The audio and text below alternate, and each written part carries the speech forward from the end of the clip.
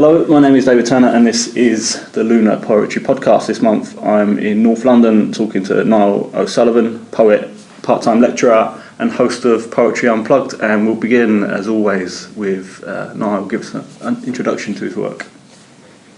My work, I should point out that we are in North London, but I live in South London. That's an important part of my work. I don't know what to say about my work because I've been involved in poetry since 1997, so coming up to 20 years, about 18 years I think.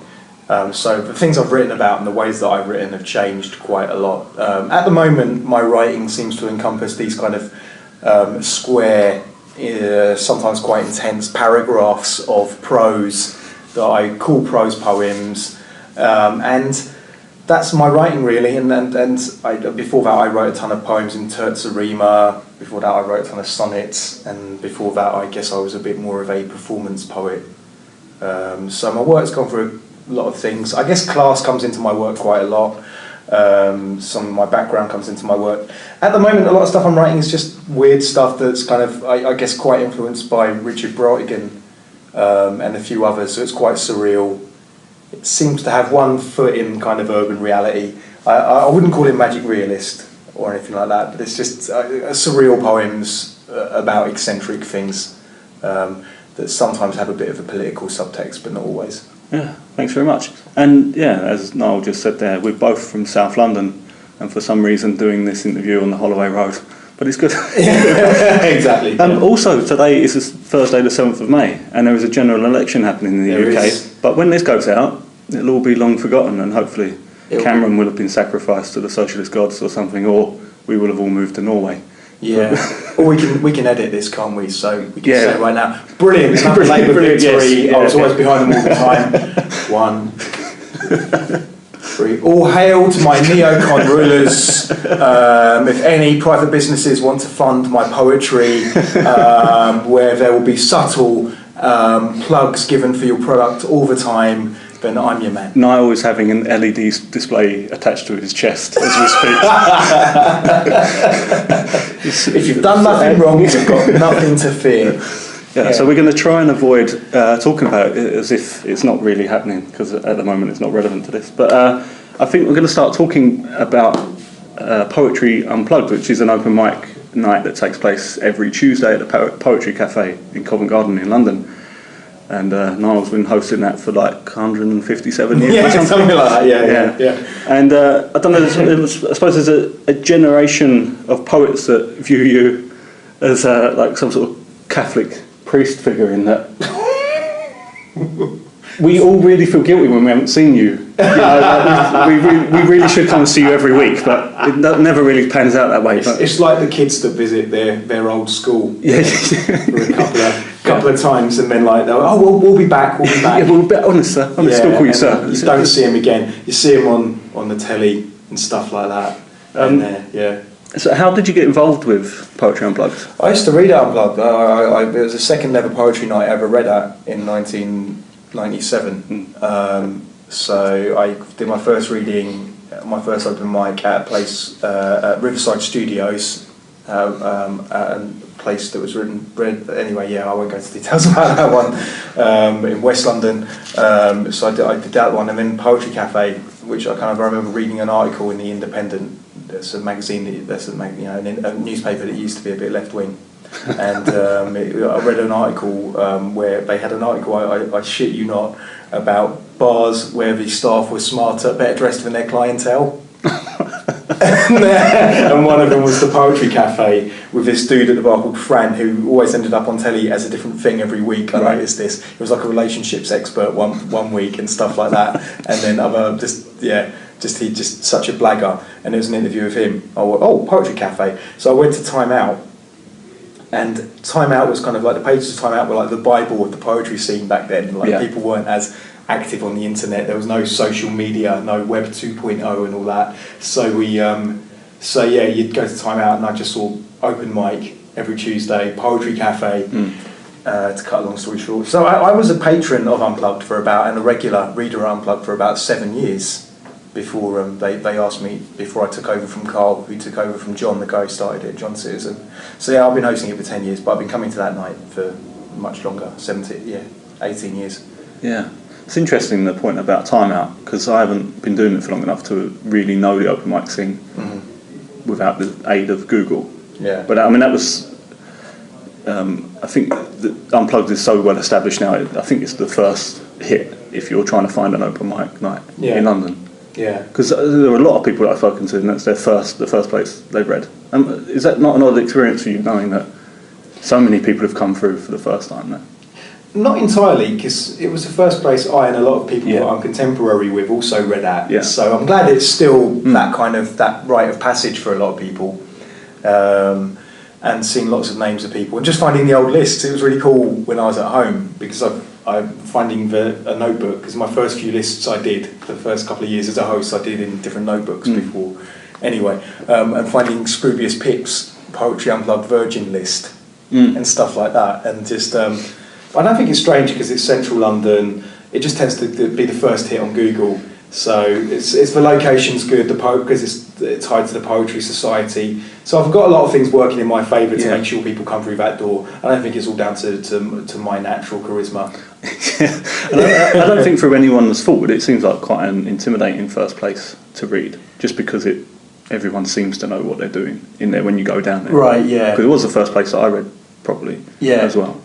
But once you're down there, at least the staircase seems too small to run out of again. Yeah. So once you're in, and you have to do it. You were nervous as well, weren't you? I mean, I was terrified, yeah. I was terrified when I first read there. And people who are nervous, it's really funny because they look sort of different. They look different. Yeah. Like, so someone who's really nervous, they look like they're going to trash the venue or something like that. I mean, I still look like I'm going to trash the venue without being nervous, but I was particularly angsty on that occasion. The Man from Broadmoor is still my highest. Right. Yeah. What's that? Is it Broadmoor? I forgot my name on Broadmoor, the criminal prison where all the serial killers go to.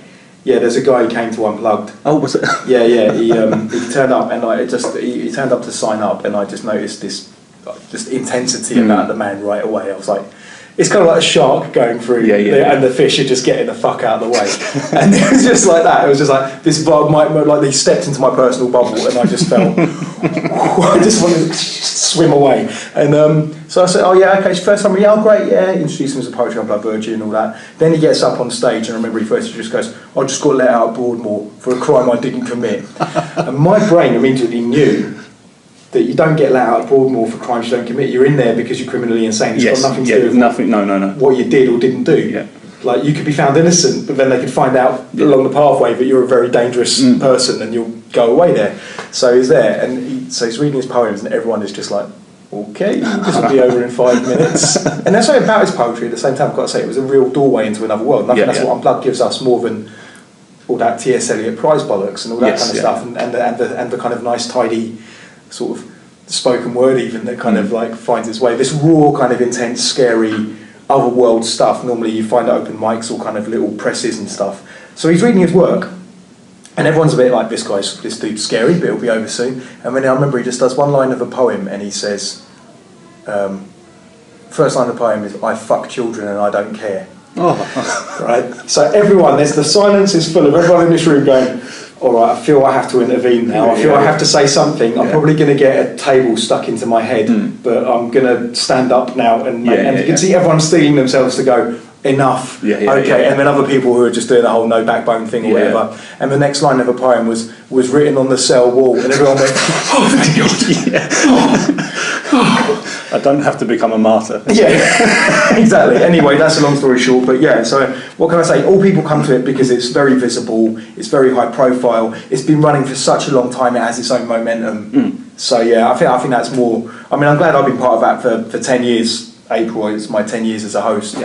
But yeah, I'm glad I've been part of that, and I'm glad it's nice to see and to be in a position to also help people along their way to if they're not going to read it, if they're not going to read it Unplugged for every week of their life, it's nice to point them in different directions. I was going to say, because it is quite a nice entry point, even if you just read maybe for 3 or 4 weeks in a row and then go off and find other nights that are closer to where you live or they suit your sort of friendship circle a bit better or something like that. But it is a really good entry point. But do you think that hosts of other poetry nights should be encouraging performers to push themselves or raise their game a little bit? Would have been a lot. There's varying degrees. So I think Unplugged is very much, there's a friendly pressure to people that I apply, which I try to keep the vibe up, then I try to kind of invite people to also keep that vibe up. But I don't necessarily say I encourage people to kind of up their game and stuff like that. When slam was invented by Mark Smith, that was very much about getting people to up their game. It was giving the audience scorecards. It was Spirit of Rome in the 80s, and he just felt that the open mic was too self-indulgent, and he wanted people to he wanted a real dialogue between the audience and the performer. I feel two ways. I remember when Poetry Unplugged, when I used to go there, it was like we were deep into the performance poetry era, as I've controversially coined it in my blogs, and so sort of late 90s, early 90s, like sort of, and I remember it was people it was all about performance. Yes, there were quite pagey poets, as we like to call it, but there were loads of performers literally doing their greatest hits every week, honing they had 5 poems. And it was all about getting those poems, sometimes developing the performance. It was like their rehearsal spot for it. And also, actually, there's a lot of actors, because back then you could still get an equity card based on poetry performances and gigs and stuff. So a lot of hams. Yeah, I was thinking, because not that I believe that Poetry Unplugged should change, and I put Poetry Unplugged in the same sort of small group as maybe Spoken Word London, where there are nights where newcomers are welcome and people are really welcome to come and just try new stuff out, and there's no real pressure to perform as such, and I mean perform as in being any good. You can just come and try something out. But I wanted to go on later to discuss maybe the need for more critical discussion and reviewing of spoken word, and whether there should be a different, there should, some of the other nights, if we talk more sort of specifically about London just for the moment, without sounding too London-centric, but if some of the other nights should be trying to provide a platform where people come and raise their game a little, rather than just being supportive, as Unplugged rightly does. I always say, if poets ask me for advice, I do that whole line that I was given by Jem Rolls many years ago, who was a guy who used to run a night called Big Word, and he told me to read every toilet in Soho. And so I read all these places where the audience were hostile and stuff like that, and I don't know if there still are places where the audience are hostile, but I definitely read a few places with audiences that would turn. And I had audiences turn on me. I never gave a fuck when they did, but it's just but it helped me a lot as a performer, and it helped me to kind of develop presence and stuff like that, and focus and intensity, and also sort of charm and stuff like that. I mean, there's a place, the Foundry used to have an open mic there, run by Vista Spoon, who did great work. But I thought there were a lot of wankers reading, not just reading, well, not reading, but in the audience, these entitled pricks who kind of thought that they were, I don't know, just the mob, I guess, but they weren't. They were like the people that were displaced, the first wave of people displacing people from the East End. And so I remember one time I actually got them on my side with my poem, and they were all like, hey, like at the end of it, after they're all you can do, and I just remember sort of doing a poem, and I went, and you can all fuck off. And that felt great, to get them on my side and then just basically just give them the finger and just go, I don't like you, you're scum. So I don't know, that's how that worked for me. I don't know, I wouldn't recommend that to everyone, but yes, I think we should be trying more stuff out, and we should have a bit more. I think we should have varying degrees. Nights like Unplugged are important because it's about people finding their feet and stuff like that. I don't want this to be the night where someone performs and then never performs again. Yes. But I think the audience maybe should sometimes be a bit more vocal about what they like and don't like. I think there's reasonably civil ways of doing that. And I think, yes, as we'll probably talk about later, there really is a role for kind of informed criticism, informed, honest criticism. Actually, I'll tell you what, why don't we take a poem and then we can get on to talking about that, perhaps. Okay, so let's go with something relatively topical, shall we? This poem is called Interglacial. It was in the Morning Star about maybe a year ago, but there always seems to be an election, so it always seems to be relevant. 25 degrees C, straw tipper and smell of sun cream makes me feel like I'm on holiday. Daughter gets the factor 50 despite her Filipino DNA. When the ice sheet barred the path north of what is now condemned to be Watford, human footfall pattered the turf of Doggerland, mutations filtered through, dry pallid skin to nab vitamin D from dimming doses of sun. The Welsh geneticist Steve Jones said that if a Cro-Magnon sat next to you on a train, you'd probably change seats. If a Neanderthal sat next to you on a train, you'd probably go to another train. If a Romanian sat next to Nigel Farage on a train, then the Romanian would have grounds to feel uncomfortable. They dredged up hippo bones from the banks of the Thames. The Romans, the Normans, Jimi Hendrix and that lone doomed whale were all drawn to take part in this riverside sprawl. My parents came from Ireland with £17 between them. If you vote UKIP today, you need to stay the fuck out of my life. I'm most impressed that you referenced that whale. We all remember the whale, don't we? Yeah, we should never forget. Yeah. I like how my Irish relatives, they talk about, there's a dolphin, I don't know if he's still about, but if you went to Dingle, there's a dolphin that would visit the boat. And everyone called Fungi. And I just remember my uncle just referring to him as that fucking demented dolphin. Just like, I think he has my own people's accent, but it's just like, that fucking demented dolphin. It's just like,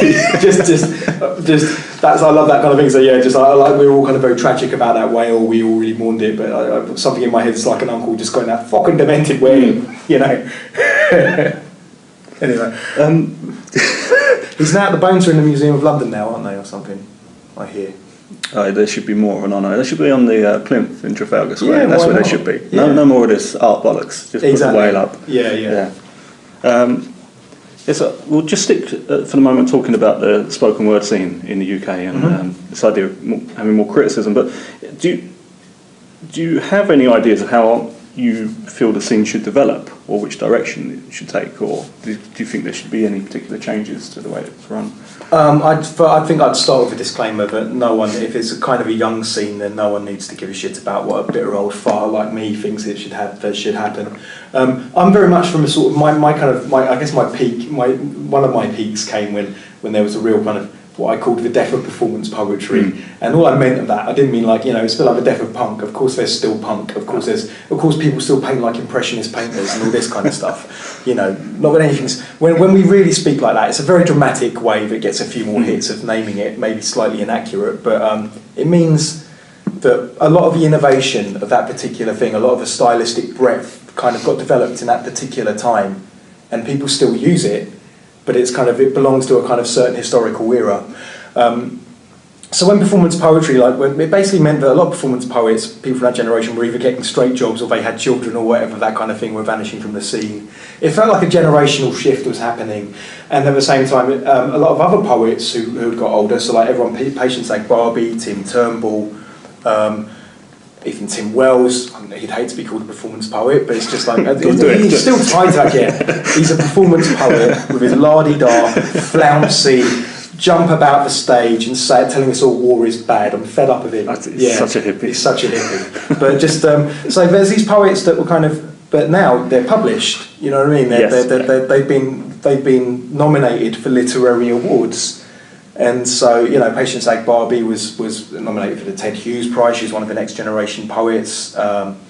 Tim Turnbull has been nominated for the Ford Prize a couple of times. So they've crossed into that literary sphere. So, and then kind of spoken word, there's a generation of younger poets. Very much like the page stage divide. In a lot of ways, it was kind of it was quite dead. Not meaning that there wasn't still stuff where you could look at one side and go, that's performance and that's literary. But it was just that the blurring line. The line of division was very fuzzy, and I think it's a bit less fuzzy today. I think there's more of a page stage divide again. I still think there are people that cross over, but not as excitingly and as often as they were in that kind of early to mid noughties period. So anyway, spoken word today. I don't know, what would I say about where would I like it to go? I think 95% of the spoken word poems I hear would be better if they were a minute longer. I mean, a minute shorter, not a minute longer. Bloody hell, stop me there. Do not take that to heart, young children. Oh my God, they need to be longer. It's like saying that Yes. Go for enough that track on that Yes album needs to be longer. And I mean that metaphor. I find that a lot of them, they bring out a compelling image. They have some wonderful lines, and then And then they kind of tend to have, there's like this need to, then near the end, it carries on, you're thinking, you've made your point really, then the cliches creep in, and then they seem to end it on some big epiphany, like they seem to kind of like, it has to be tied up at the end. It has to be a goal to it or something, doesn't it? Yeah, really up. And so in some ways you could say it's very traditional public rhetoric, speech making, there's nothing wrong with that, you can't kill that, that's always going to be a part of the human verbal kind of life, Do you think that's a natural sort of result of there being such a large amount of sort of prose poetry, and people feel the need to end the story? Because even if it's sort of in verse or form, people still tend to end this. Maybe it's just because it's become a fashion, I don't know, but they have to wrap it up somehow. I find prose poetry to be very economical, actually. I find a lot of prose poetry to be the opposite. It's normally a paragraph which kind of is very concise. And most prose poems don't last longer than a minute to read, right. I find. I mean, I could be wrong, that's a very big field. Mine go on for ages. Prose poem is just a poem with no line breaks, that's all. But I find that a lot of prose poetry I do hear, like Claudia Rankine's latest sort of work, Citizen, which huge book which Penguin are going to relaunch their poetry off the back of, but it's like, I think there's a lot of economy, and I don't think there's a lot of that economy in a lot of spoken word stuff. I find that it kind of, it has to do that big ending, wrap it up with a big moral message, and sometimes actually the really compelling stuff is happening in the situation that they're relaying. I see what you mean. Maybe it's more to do with slam influence then, because you're trying to get a direct message across in order to get points from, you need to be fully understood. Yeah. A sort of concise prose poem that doesn't really go anywhere. Is not as likely to go. I'm completely spineless here as well by not giving any proper examples. You know what I mean? So it's just, but I don't want to hurt people's feelings. No. That's and this is not. This is not. I don't mean to talk about. And this is really the point of what we're going to come on to discuss now. Yeah. Is how you can discuss and critique poetry without destroying people, because it's not actually about that. It's not about ripping people to pieces. It's about having a system in place where we can say, well, that isn't, this certain style or these particular fashions aren't really working. You don't have to. And it's just my taste. Maybe there's whole audiences that probably really like. No, it's absolutely the disclaimer that you made that you don't believe your opinion is that relative. And I'm not making a podcast because I think my opinion is that relative. I just think that people need to talk about it, and hopefully this starts a discussion. This is not a definitive answer about anything, because you and I both know fuck all about anything. Niall, we both admit that. And one of these guys that we're criticising could just turn around and go, well, here's my 10,000 thumbs up on YouTube. Yes, And there's your little word of criticism. Or they could look at my poetry, and then we'd all be fucked. So I mean, there's that. So that seems to be working. That if that's what people are after, if they're after kind of thumbs up and all that, that's fine. Sorry, I've just veered us off the. So you're talking about criticism and stuff like that. How we could ever. I mean, sabotage reviews is a kind of a criticism thing. Actually, before another disclaimer, there's nothing wrong with a hatchet job. No. In fact, poetry needs more of them. And I think before I say anything about lack of criticism in what was it? There's something about walking. If that's his classroom, he's shaking his head and walking. Anyway, it doesn't matter. That'll make no sense to your listeners. There was a man looking through a window. Yeah, and we are kind of someone who's booked into this classroom, and we thought that they maybe aren't having a class or something. So anyway, what was I saying? Criticism. But did you want to talk about reviewing first? Reviewing. Well, it's the same. Reviewing. Because I don't. We can get on to discuss why I don't believe they're the same thing. But Okay. Reviewing. I think that any problems I point out about spoken word and live poetry reviewing are already existent in literary poetry. So The Guardian have their horrible little guffy pieces where they kind of review a collection and say bold and stuff like that, have one mild line of dissent about 3/4 of the way through the interview, and it's all very done in this kind of this atmosphere of it's good for poetry, we're helping preserve this precious specimen and we're keeping it from dying. That's the mindset. I find that same mindset has been in a lot of poetry. I think poetry, there's not been any spoken word review, not a lot. I find sabotage reviews sort of, some of the stuff I've read of theirs, seems to be a bit too. I think the problem seems to be the reviewers are mates with people that they're reviewing for a start. So people sort of like a bunch of 4-star and 5-star. They're Edinburgh shows for people they know. God, I'm being quite honest here. Sabotage is a great thing. I think Claire Trevian is amazing. I think she's doing a brilliant thing. I think their spoken word reviewing I've not been massively impressed by. No, I haven't. I don't think it's a very good standard. I completely agree. It does seem like friends talking about friends. Yeah, and search for the word. Do a search in the word heartfelt. It turns up in every review. Well, not every, but a lot. Yeah. Heartfelt. What does that mean? What does that tell me about a piece saying it's heartfelt? It's bollocks. Yeah. But heartfelt. Oh my god. And I just felt also that there seems to be a lack of engagement with the kind of history of spoken word. It's a bit too narrow. It's a bit too. I've been part of this scene. I know this person, this person, this person. They're not looking further back. I think that's why what Tim Wells is doing with Stand Up and Spit is so important in a way, kind of bringing up more history. So that the more history we learn about spoken word, and it's not the reviewer's fault. It's a lot of oral art forms don't get recorded. A lot of things which are kind of underground art forms or things that folk movements, I should say, rather than academic movements, they don't necessarily get recorded. So it's very hard to have that sense of history. And it annoys me that so many reviews are, in actual fact, adverts for shows. They're not reviews. They're just they tell you when and where it was on. They tell you a bit about the form of the show, but there's no. Which you're absolutely right. And my biggest problem with it is being quite interested in reading fine art review papers. You cannot write an art review really without referencing something that's come before, because you have to put it into context, because that's the form that exists within the fine art world, and it's definitely something that's missing in spoken word reviewing. And if you do miss out that context, then you have to really go into much more detail into something else. You have to, if you're only going to talk about the moment, you have to talk about it properly, not falling back onto cliche. I mean, I know that if you're trying to write 3 or 4 reviews in a month or something and have a full-time job, it's easy to fall back on these things, but then you shouldn't be writing the reviews. If you're finding yourself unable to write without that, the best reviewer is an outsider. And I mean, people always do that. Reviews. They're the people that can't do it. Well, in some ways, they should be the people that can't do it. They should be the people that they don't have to be able to do it. They should be the people that know how they should know about the history of it, and they should know what it's like for someone who hasn't experienced this thing, what it could be like for them to experience it.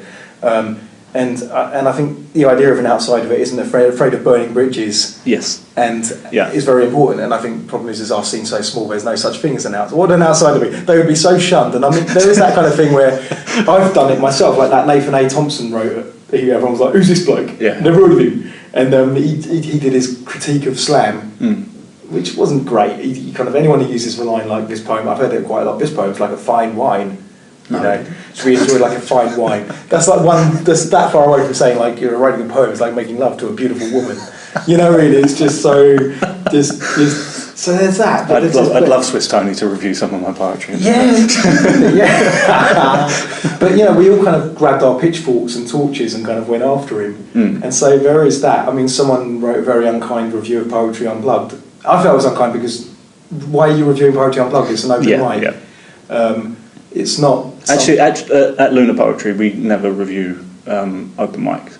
So if we go to events, we only go to review the features.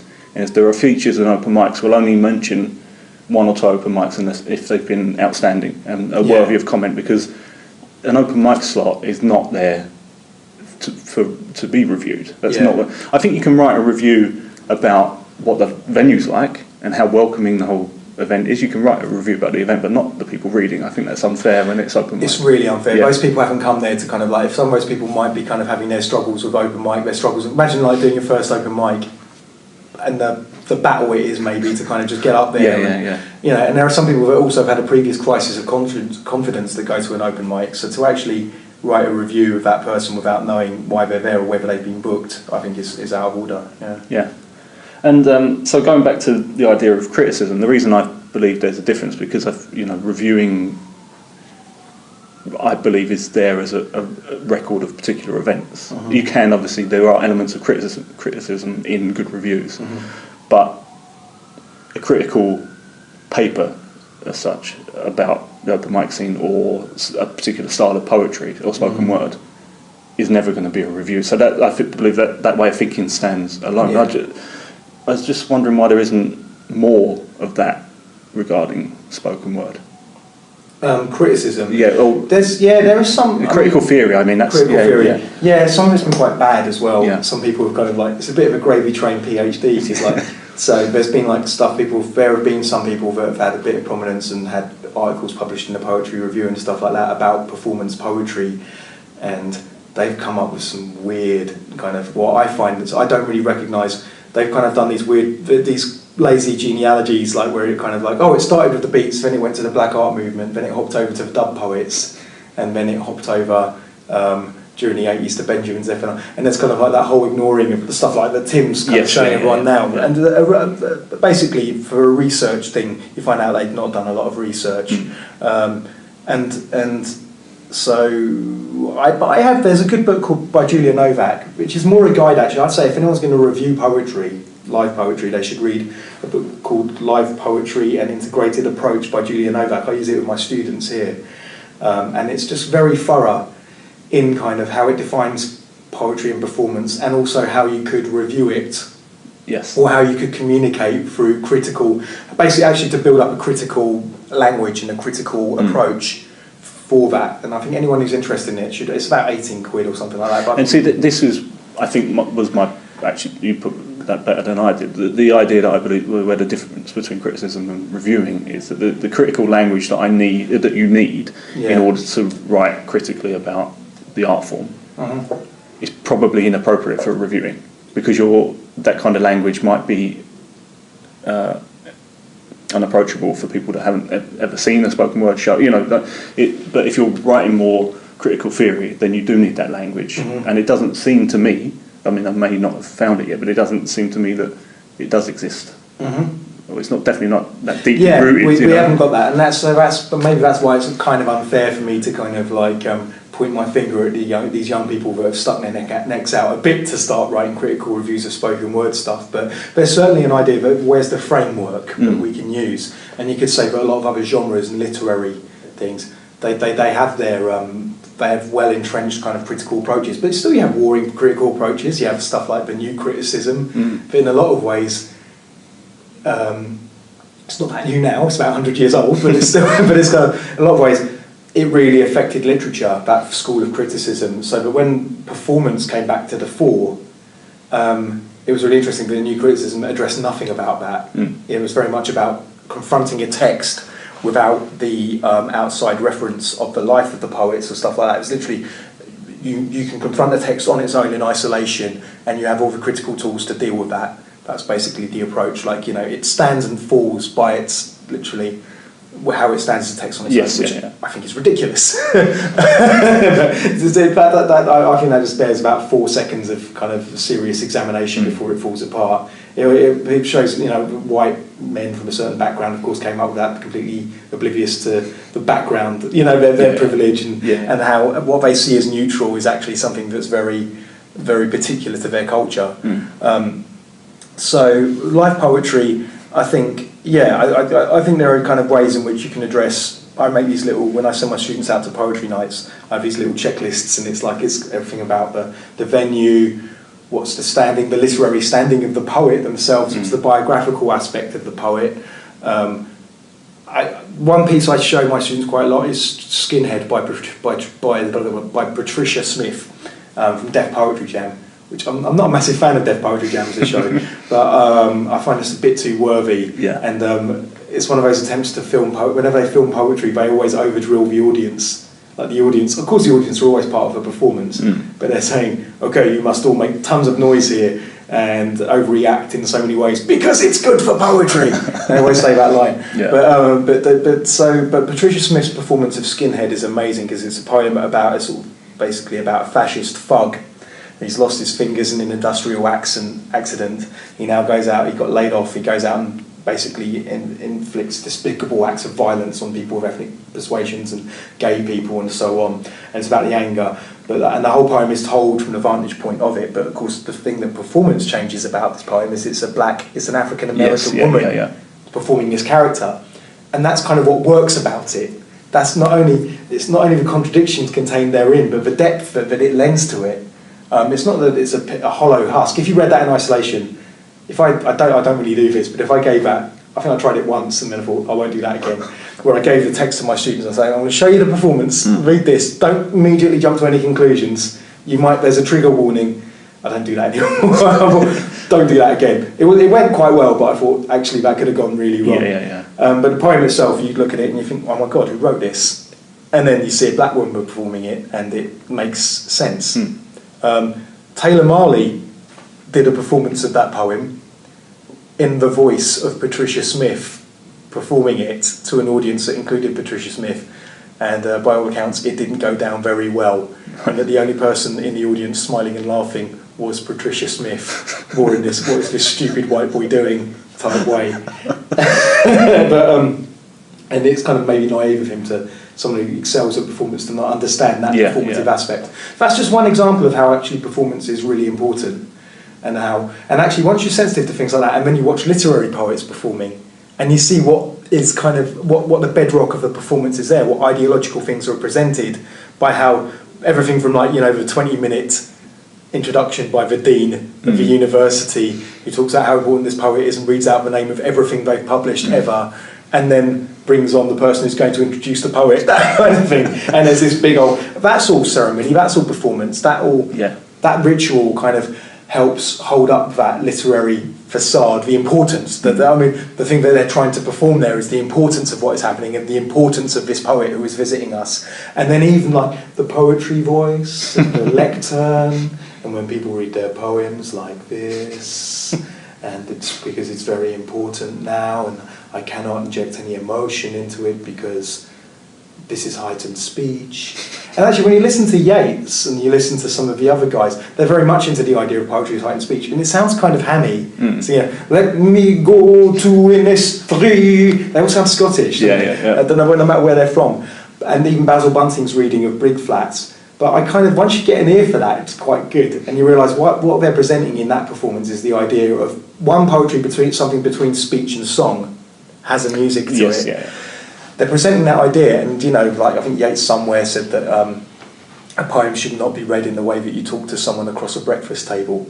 We should recognise in our performance that it is a thing that is magical and cantatory, maybe. And it's interesting that now the kind of dominant way of performing a lot of stuff is in a conversational sense. So what are we saying when we perform in that way? What are we saying?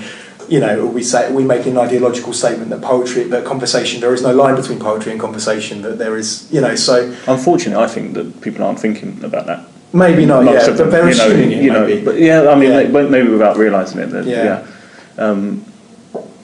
Maybe we should have another poem. Yeah, exactly. I went off on one there. So caffeine is kicking in. Also, I'm in a lecture room, so this was going to happen.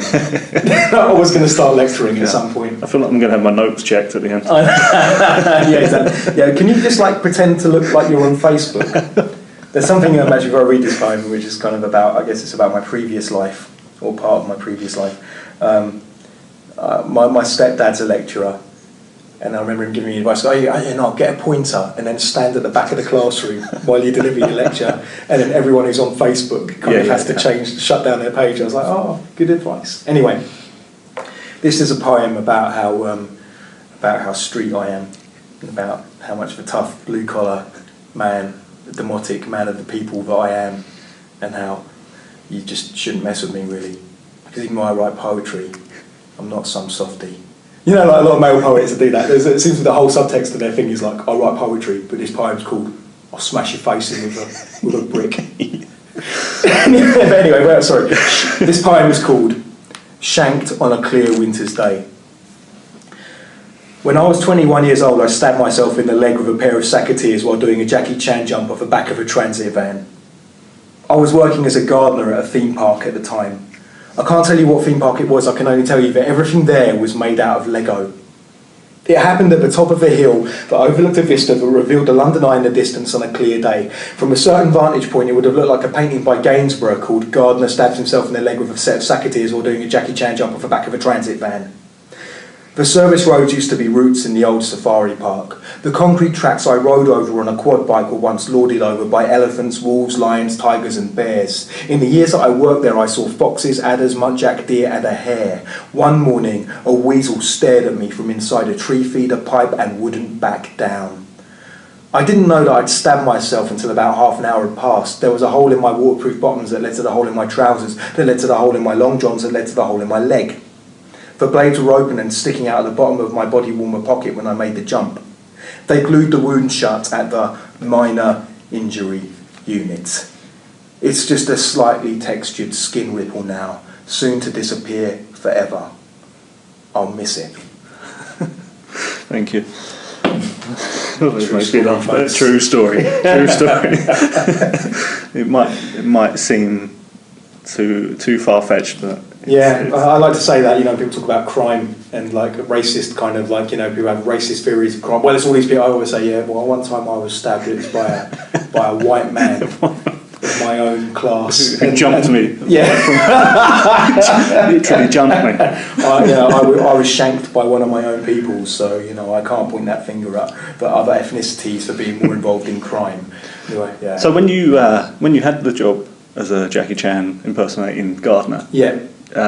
You were writing poetry at that time, were you? Yeah. I was writing and performing it. I had about 4 or 5 years at the theme park, and then I worked for about 5-6 years for the council in sort of West London. Yeah. And so I was writing poetry. Yeah, I kind of left art school, and I kind of realised I just realised I wasn't going to be like doing paintings. Yeah. I realised that I wasn't going that way. I was much more into my writing. I wrote quite a lot, and then within about 9 months, really, I kind of did my first open mic. I remember this. I got encouraged to do it by this white Zimbabwean guy that I worked with. Everything was a sexual metaphor to him, and so I just remember him sort of noticing me reading all my Henry Miller books at the time and stuff like that, as young men are wont to do. And I just remember him turning around to me and just sort of saying, "Mate, you've already popped a cherry, now it's time to go out and give them multiples." Everything was this sick, depraved, but for some sick, depraved reason, that was the motivation I needed to get on a train and stand up in front of a room of people that I assumed would be all like my old English teacher, and read my poems and risk them going, "That's not a poem." That's everyone's idea of what will happen in their first open mic half the time. So did you tell your co-workers at the time that you were writing, or...? They kind of found out eventually, but I had a good 8 years. Yeah. Some found out, some came along. Actually, some used to come, 1 or 2 used to come to the nights, but I would try and keep it kind of secret, and have my secret little notebook that I had. Yeah, kind of like Fred Voss, the Long Beach machinist. I think he's finally retired. Didn't really ever tell the guys that he wrote poetry and his books selling okay in Europe and all that kind of thing. But there he is in America working with these machinists. They knew I was different at the same time. They kind of treat, as soon as you have any kind of la-di-da leanings and they find out about that, then you're like little Lord Fauntleroy walking into that yard. And they found out in the end. They found out I was still working as a gardener when my first collection was published. My last day, I remember this. I was strimming around a playground in Acton, and for the first time in my entire career as a gardener, I hit dog shit with a strimmer.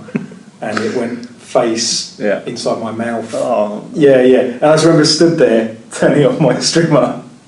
I'd already given a sort of month's notice, but it was 2 weeks into that notice, and because I was going on a tour with Apples and Snakes. What's Danny Glover's character name from Die Hard?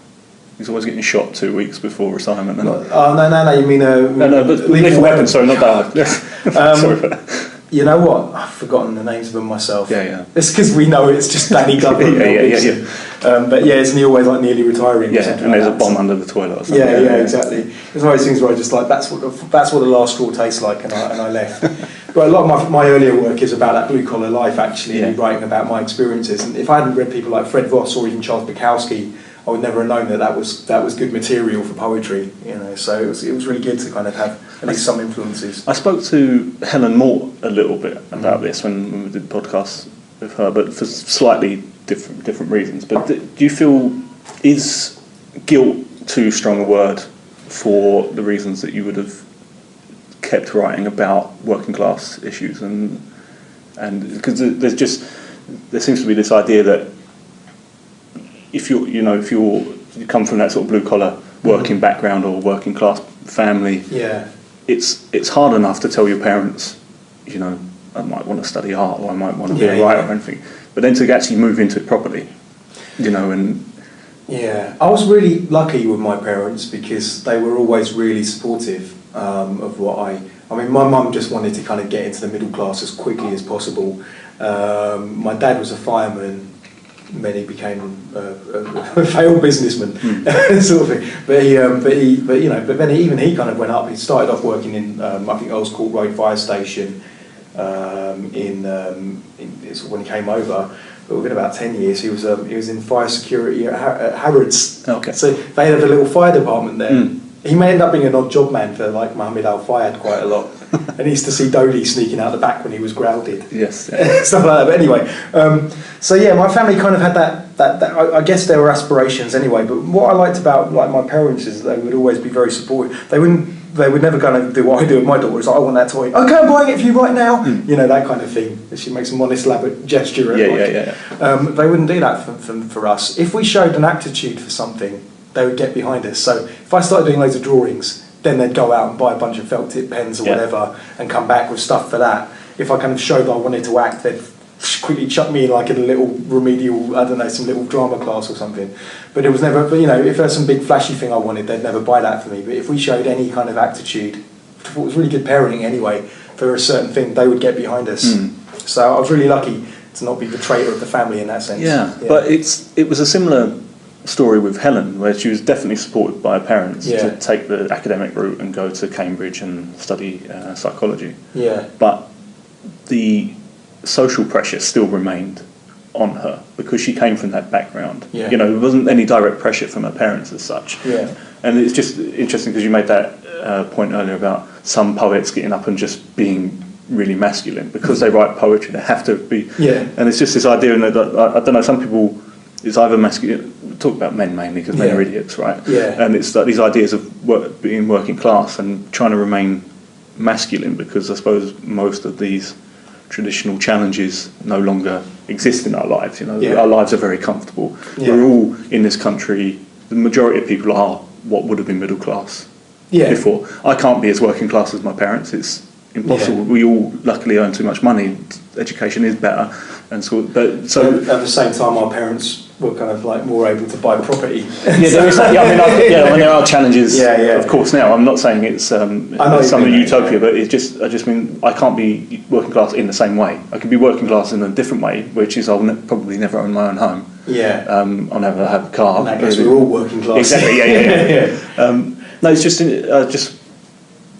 No, it's more whether you felt like a trainer. Maybe some subconsciously you felt under pressure to keep writing about that. As if I don't mean it's as if you only wrote about those themes, but did you feel drawn to it? I think you know what I didn't. There are so many things I didn't realise were class issues. Yeah. Stuff like I went to a grammar school. See, I'm getting more and more middle class all the time because I passed a stupid exam, which meant I didn't go to the thing that meant I was going to be like having 5 kids by the time I was 16 and like it was literally that stark a choice where I grew up in the part of Slough that I grew up in.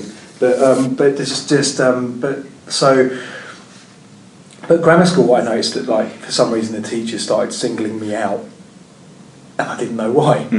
I thought, what's going wrong? What's happening? And I only realised when it's kind of like the school was right on this estate, and it was the estate I grew up on, and I still had mates on that estate. And as soon as they found out I was hanging with these mates on that estate, then they kind of just suddenly closed ranks on me. Right. And I didn't realise until much later in life that there was a class aspect for that. At university as well, all the other kind of like the hippie kids, art college and all this kind of stuff, I became quite aware of it then. This kind of thing, which is no matter how well-meaning they were, there were definitely aspects of you're not the same as them. But I'd never kind of hung around with people like that until I went to college. I mean, art, one thing I love about art is it's shone that light on me. I came from somewhere where if you wore a kind of slightly weird T-shirt, you'd get like kind of hounded by like 47 12-year-olds on BMXs. That kind of. The brothers would just send the hordes out. You know what I mean? That kind of thing. Like, what's that scene from Peep Show where they're all cycling around David Mitchell going, "Oh, a clean shirt." What does that mean, clean shirt? You clean shirt. So if you were slightly out of the ordinary, trust me, you would get shit. But yeah, so there's that thing that seeing that other world actually, and seeing the world of middle and the upper middle class people, kind of was really really illuminating for me, I guess, and seeing that there was a mental life that you could have that I was never really encouraged to have by people that I grew up with. That was something, yeah. I'd say, yeah. Do you know? There's an interview with Byron Vincent did this really interesting talk for Radio 4. Byron Vincent, the sort of spoken word performance poet, he did talk about a year and a bit ago about class. And I remember him saying at the beginning of it, he goes, I come from a working class background, I grew up in a working class area, I grew up in an estate, I'm middle class now. And that was a really interesting thing to hear, because I thought, wow, if that's true, then I'm definitely middle class now. Yeah. You know, and I make a living as a poet and lecturer.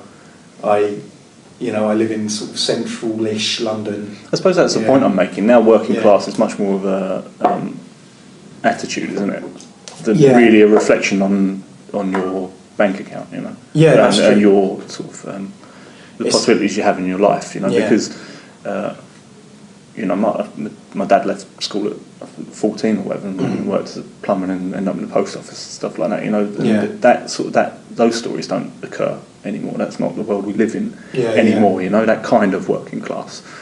And I just, that's what, anyway, could go on talking about it forever. But so when you did finish working as a gardener or manual labourer and moved into the world of sort of writing more full-time and teaching, what effect did that have on your writing? I remember what effect it had on my physique. Which is, I think I put on about like 2 stone in as many months. I was an arsehole. Honestly, I was so full of shit. I'm still full of shit, but it's just like, it really went to my head. Really went to my head, my ego. Just my body. I think if anything, my body just matched what happened to my ego. When I first kind of got the opportunity that people were paying me to go on tour. I didn't think that, there's one admin that kind of likes my stuff, thought I'd be good at writing a 15-minute commission to take on tour, and there was a bit of money in it, because I was used to not making a lot of money. I was like, the amount I get paid here, I can live on this for this long, and if I have to go back to digging holes after that, fair enough. But my ego just exploded, and I was doing stupid shit like eating those full Englishes and just drinking like bottles of beer in the afternoon and stuff like that, and it was just, and I think I had a bit of a mini alcohol. I wouldn't say alcoholic. That's a bit. I had a dependency. Let's just say, and it really manifested itself. I was turning up for gigs drunk, and stuff like that. Not on particularly on this tour, but other gigs.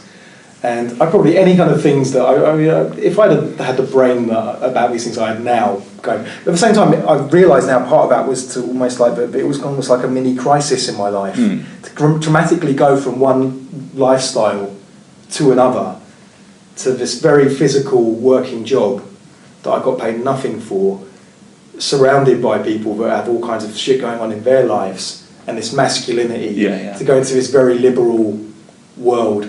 It must be very unsettling to suddenly be put in a world where all of your natural defences are useless because you're targeted in the same way at all. You're being targeted more cerebrally or whatever. You know, it's not you're not just having to put up with a load of other gardeners taking the piss out of you for not reading the Daily Star or whatever. It's suddenly like it's really different. It's really dramatic, and maybe because I walk in with my kind of like the whole defensive mechanisms that I've got. You walk into somewhere, like I was saying earlier, feeling nervous of hell, but looking like you're the guy that's going to kind of like throw something out the window or something like that, you know. And it's just like, you know, and it's not that at all. And I remember I really offended everyone in Penzance. I know.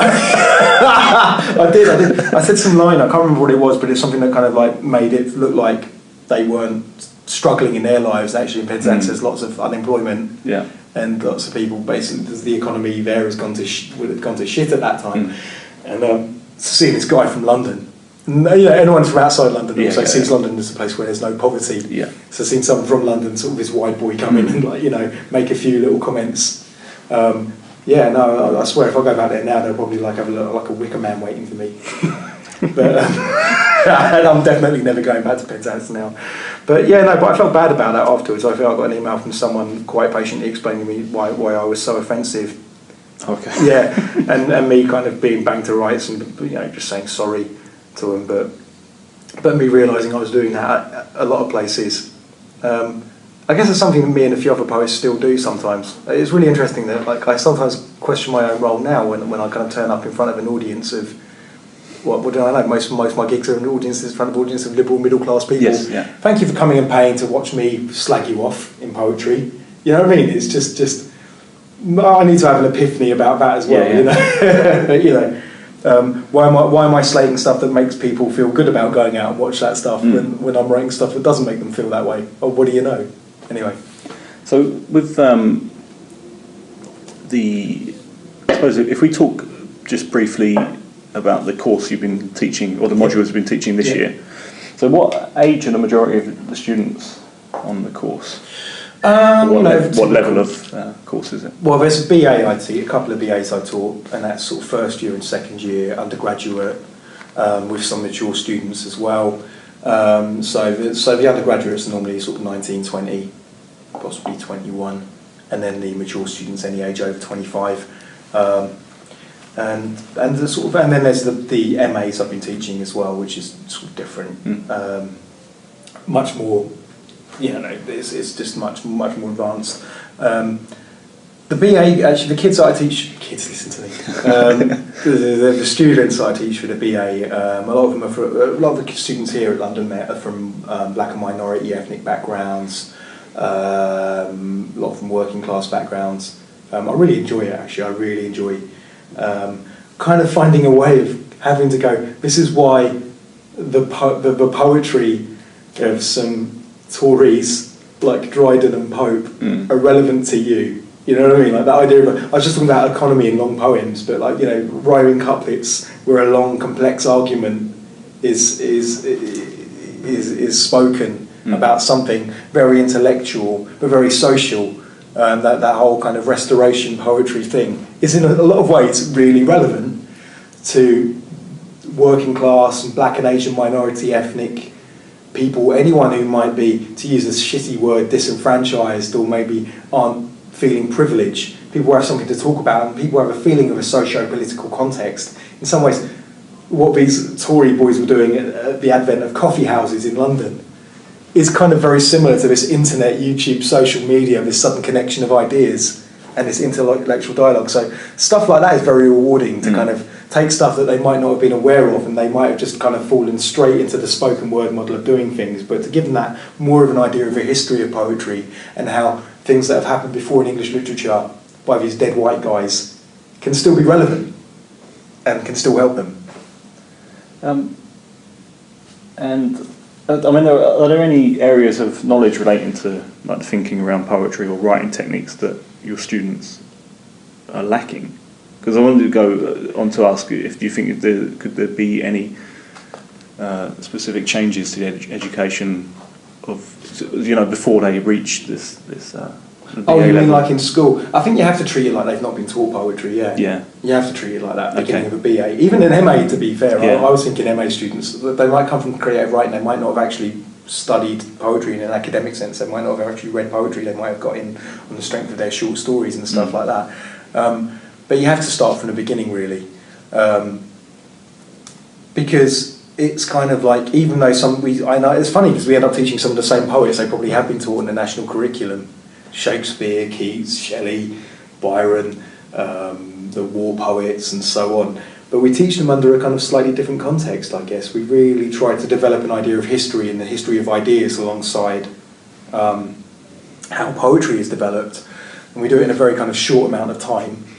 And we get them to kind of, try all the basics of writing, trying to get them to write in iambic pentameter, to try and get them to write in different forms, to get them to think about rhyme. I think all of this stuff can only help them. I don't think any of it will ever hinder anyone who was to go into spoken word poetry or whatever, especially rhymes and stuff like that. I mean, performers can always disguise a really dodgy rhyme, but you know, they know how to do it, and they know how to like disguise an underwritten line with their performance skills. But man, if your writing is tight, you don't have to put that effort in. No. If your writing is tight, then it actually makes the performance job easier for you. So, yeah. But I do find but I don't know enough about the national curriculum these days to really. No, that wasn't actually that wasn't what I meant, because that sort of cast you as this figure. Yeah. And I didn't mean to question it just quite like that. But if you had more time on the course, are there any particular aspects you'd like to be able to do differently or spend more time on while you're teaching? You know what? I think you can always have too much time, but I think the most important thing for a lot of poets and a lot of writers is to get out there and have a life. Give them the tools, but that's just the tools. They need the substance. They need to get that from there. Some of them, to be fair, already have the substance. The mature students, yes. Like we've got single mums coming in and stuff, but they've lived loads of stuff. You know what I mean? We just need to give them the tools, and off they go. The work's never done in poetry. I think from what I have taught, I teach a poetry and performance module myself, and that's one I've kind of done myself, and I think it's about the right length, if you know what I mean. I would just say to them, everything else, I can give you some theoretical background stuff, everything else you need to learn is by just getting out there and performing. And do you like write on the whiteboard this week and like this weekend's homework, have fun? Do you do that? And everyone goes, what? Yeah, that's right. I write work like you don't need the money, dance like no one's watching, and love like you've never been hurt on the whiteboard, and they all just look at me. No. Actually, could you just tell us briefly a bit about the performance module that you were... So it is basically a sort of poetry and performance module where we go very quickly through sort of oral tradition and stuff like that, and then we look at different. So the first half of the module is based on historical developments in poetry and performance. So I have one and sort of socio-political developments. So I have one about poetry, intersections between poetry and comedy, where we look at Lenny Bruce and Allen Ginsberg and stuff like that, and we look at their obscenity trials, and about the question that's asked by Allen Ginsberg was able to get by on the artistic merit, but Lenny Bruce, in many ways his work was not that different to beat poetry, didn't, because it was comedy. In that assumption, we look at intersections between feminism and spoken word. And actually one thing I really like about contemporary spoken word and young people doing spoken word at the moment is intersectionality getting explored. And also feminism, actually, how much feminism has kind of really come to the fore in a really effective way, but young people are kind of politicised and talking about things in that sense. But yeah, so anyway, we look at all these different historical outlooks, intersections between feminism, black and minority ethnic poets, oh my goodness, my mind is blanking now, hip-hop and poetry as well, can rappers be appraised as poets? And then the second half of the course, we have a look at the idea that we look at things differently. So we'll have one that's more analytical, so we look at body language and poetry. We look at the voice of the poet. We look at sort of mixed media and music with poetry. And so the first half is very historical and sort of more about the socio-political aspects. Oh yeah, and we have a whole slam poetry one as well, looking at the history of slam. And then the second half is more analytical, looking at all the different aspects of what makes a performance. And that's how it seems to work. As always, whenever we get chatting, we could probably chat for about 3 hours, but I think we're going to wrap up, but we'll end on a poem, I think. Okay, so we'll take a third and final poem. Sort of a poem. So this is something I've been working on, a little project, my current thing I'm working on, where I've had this, where I've done a call out for people who are interested in being my only friend. And I had a little kind of stupid little manifesto type thing of all the requirements. And then I've been writing about the not fictional at all, he says, responses I've had from all these different people, woven in between. So I think there's about 4 more of these to go before I hit the end of it, to tell the truth. But I'm kind of more than halfway through at the moment. So I get all these little paragraphs of summarising each person's life who's applying to be my only friend. But there's a recurring motif about a guy called Ken, who seems to have, among many things, a supernatural power over foxes, and who writes his name a lot with exclamation marks. So there's the Ken narrative running through it. So I'm just going to read these 2 paragraphs which summarise 2 friendship applications. And if you want to know about Ken, then you're just going to have to read it. But so I'll read these 2 out now. An elderly gentleman who was sworn to live the rest of his life in a turtle shell after being mugged in an inner city underpass. The shell itself is made from a mixture of titanium alloy and a tough, stretchy polymer. He is able to walk upright in it, but is also able to slide along the footpath on his belly with the help of retractable wheels. As soon as the local gangs spot him, he quickly tucks in his head and limbs to shut up shop. If they try lifting the shell, they soon find their palms pierced by retractable spikes. They kick the shell and smash it with rocks to no avail. All the while he is already sending images of their faces taken by discreet pinhole cameras to the local police station. Frustrated, they are driven away by a shrill alarm whistle emitting from within. Inside the shell is a set of straws that feed him warm tea, chicken soup or Horlicks from his assorted thermos flasks. He dons his virtual reality goggles and clamps on his earphones to watch some silver screen classics. Some days, children come out and prod the shell with sticks, and he waits for the perfect moment to pop his head out and shout, "Boo!" Other concerned neighbours gently push the shell through the waking streets and park it outside his front door. They are never bothered by spikes or sirens as they do so, knowing that the soul clamped within the shell has not yet lost faith in the kindness of strangers. A woman that has drawn intricate renderings of her vulva on polling cards since she came of age to vote. She spends the last week of the election campaign clamping a mirror between her feet, turning her stool to find optimal lighting conditions and making preparatory sketches. Then, on polling day, she takes the biro in her hand and without the help of any visual aids, drafts the likeness of her vital parts with startling precision. The individual hairs reflect the late afternoon light. New moles pop up in seeming recognition of a change in political climate. The pronounced labial fissure subtly adjusts the sweep of its lineation in recognition of a shifting centre ground. On a night when she's overindulged with cooking sherry, she will confess to her electoral antics to a prudish acquaintance. They will sometimes regale her with a guilt trip about the suffragettes. She always replies that she thinks that they would approve and approve strongly. Thank you very much. Actually, before we finish, do you have any blogs or websites you want to mention? I think the easiest thing for me to do, I finally worked this out, is if you go onto niallosullivan.co.uk, so niallosullivan.co.uk, there's basically feeds for my Tumblr, my Audio Boom, my YouTube, SoundCloud, and my blog. Yeah. And so pretty much everything, my website is kind of a catch-all for all these kind of things that I want people to look at, read and listen to. And you can follow everything out from there. So if you just go on my website, then you'll find loads of stuff to read and listen to and watch. And we'll list all the things under the podcast anyway in the description. Thanks, Niall. Is there anything else I can say to burn any bridges with anyone else? No, I should have come with a list of people that we wanted to upset. Yeah. Well, you just read them out and just say and just fuck off at the end of it.